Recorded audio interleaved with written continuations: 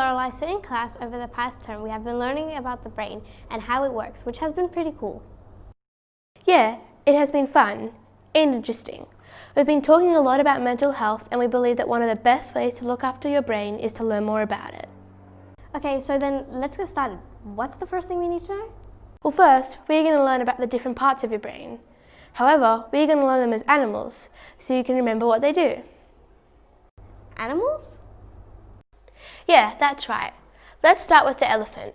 The elephant stores all of your memories. It can remember what you had for dinner yesterday, your birthday party last week, or how much fun you had playing handball yesterday. This elephant actually symbolizes a part of your brain called the hippocampus. So that's the first animal. The next animal we're going to talk about is the wise owl. Tell us about the wise owl, Alina.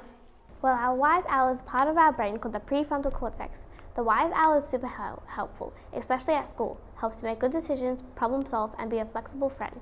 The wise owl and the elephant are actually friends and love to talk to each other. When the wise owl wants to make a decision, they talk to the elephant, who goes through the memories to remember what they have done in the past. So remember, this is the wise owl, which is our prefrontal cortex. Okay, 2 animals down, 2 to go. The next animal is our guard dog.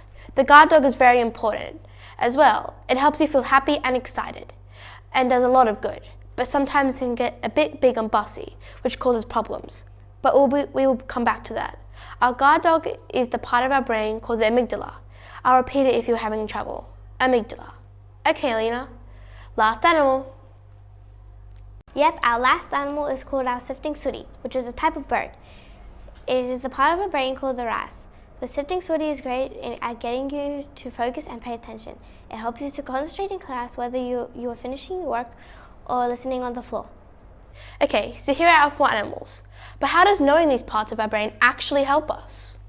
Well, that's a really great question, and to answer, I thought I would bring in a special guest. Welcome, Mr. West. Thanks so much, girls, and thank you for inviting me to speak here today. And what a great job you've done so far about explaining all the animals of our brain. Now remember, these aren't real animals that are in our brain, we're just using them to show the different parts. Let's quickly go through them again. First, we have the elephant, our hippocampus. It has all of our memories. It can remember all the things that we've done in the past. It remembers what we did yesterday, and it's really, really good and helpful in our brain to have those memories. We have our wise owl. Our wise owl is really good at making critical thinking decisions. It's really good at knowing why we should do things or what we should do in this situation. And these two love to talk to each other to remember what we've done before in the past, what has worked, and what we should do again this time. Then we have our Sifting Sooty, which is our RAS, which is our part of our brain that focuses. Picture you're on a tightrope and one foot in front of another. And if you hear something whilst you're walking on the tightrope, you're not going to be distracted by that because you're going to fall off. You're going to make sure you keep that focus and keep one foot in front of another. So this is really, really helpful. And these 3 love to talk together. Last, we have our guard dog, our amygdala. And I don't want you to go away thinking that your guard dog is a bad thing, because your guard dog, your amygdala, is great. It helps you being really excited. If you're excited about your holiday that you're going on next week or something like that, and if you're supposed to be scared, like you're walking across the road and there's heaps of cars coming, your amygdala is good because it remembers the fear involved in that, and it'll make sure it wakes up and goes, you need to be scared of this, you need to watch out. So he is a really good thing in your amygdala. But sometimes he can get very, very bossy. And sometimes we don't want him to be bossy. Sometimes he gets very, very scared of things that he really shouldn't be. And he decides he's going to come out and dominate. Let's take the playground, for example. Let's say you're playing on the playground with your friends and you're playing handball. And you hit a ball and you don't think it was out. And your friends all say, oh, that was out, you're out. And you think to yourself, I wasn't out, that's not fair. Sometimes your amygdala, your guard dog, thinks this is a good time to come out and be big and bossy. And it gets bigger and bigger and bigger. And then it gets very, very, very strong and bossy. And it might start yelling at people or things like that. And I'm going to show you what happens in your brain when your guard dog decides to get big. Now, for example, if you picture that this container of glitter and water is your brain. At the moment, there are a few little specks that are going around, but overall, your brain is quite clear. It's a little bit messy, but most of the time it's quite clear because all of these things are talking to each other and your brain can focus and remember and make good decisions and be scared when it can. But when your guard dog gets very, very big, this is what happens.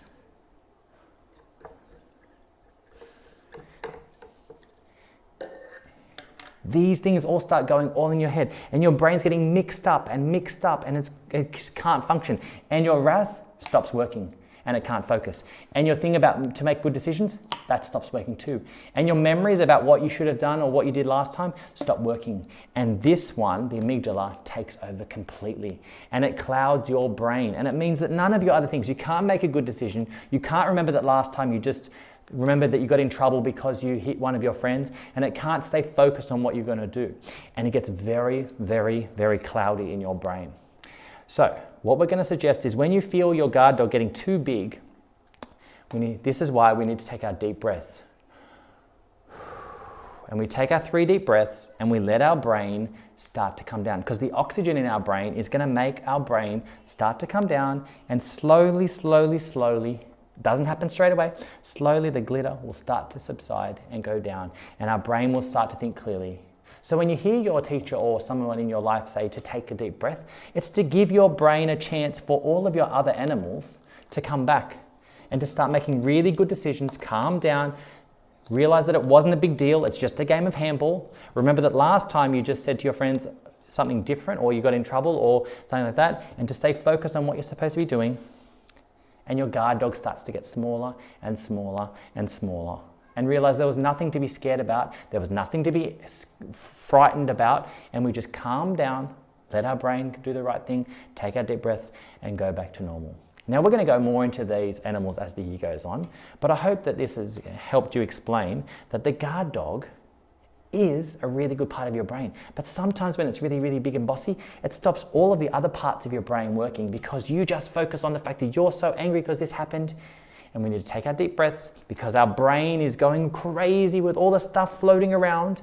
Take our deep breaths, let our brain calm back down, our guard dog shrink back down, and then we can make the right decision. I hope that's been helpful, and I'm going to cross it back over to Lorelei and Alina. Thanks, girls. Thank you, Mr. West, for your explanation. It was really informative. Join us throughout the week for more educational videos. Bye.